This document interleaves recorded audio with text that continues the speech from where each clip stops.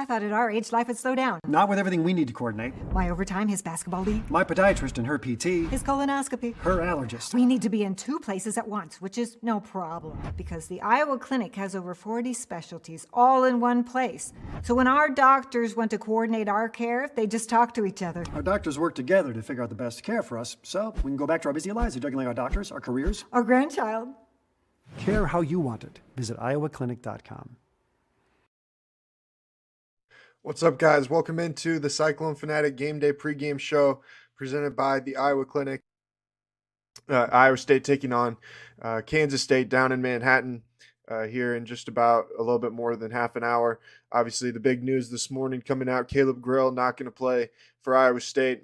Obviously, still dealing with that lingering back issue that, suffered against Texas and, missed the Missouri game with that. Has been up and down really since he came back from it. And, I think that you could see on Wednesday night he was really laboring with dealing with that and being able to fight through it, and probably good for him to sit this one out and try and get back to full strength, even though, you hate to see it happen. Obviously, guy from the state of Kansas going down to play in Manhattan, you hate to see him miss that game, but I think for the long run of Iowa State's team, it's probably best for him to miss this one, and obviously they agreed with that as well. But when you're playing against Kansas State, the big things for Iowa State today, obviously, number one now, you're going to need to be able to get something from Jazz Kuntz. You're going to need to get, something from Trey King. Some guys going to have to come off the bench and step up a little bit. But, the biggest thing when you're playing against Kansas State is you have to do a great job in transition. And obviously, Marquise Noel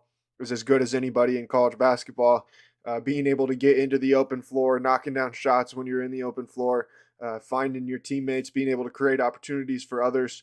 He leads the Big 12 in assists, and he's as dynamic a playmaker as anybody you're going to find in college basketball when you allow him to be able to get out and run. Keontae Johnson, one of the, kind of the bullies of the Big 12, a guy who can really score on you at all 3 levels, and is a really difficult player to be able to match up with.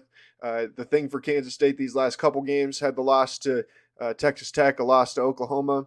They haven't really been shooting the ball very well. I think they were 6 of 26 from 3 against Texas Tech, and then I think they were 4 for 20 from 3 against Oklahoma. One of those games, Marquise Noel went 1 of 10 from 3. So they're going to take some shots that, maybe are a little bit ill-advised. They're going to take some shots early on in the shot clock there where you can maybe work the ball a little bit better. And, if Iowa State can continue to force them into some of those shots, then, I think you're kind of playing into Iowa State's hands at that point. But Iowa State's got to do a great job of being able to finish off plays, be able to great job on the glass.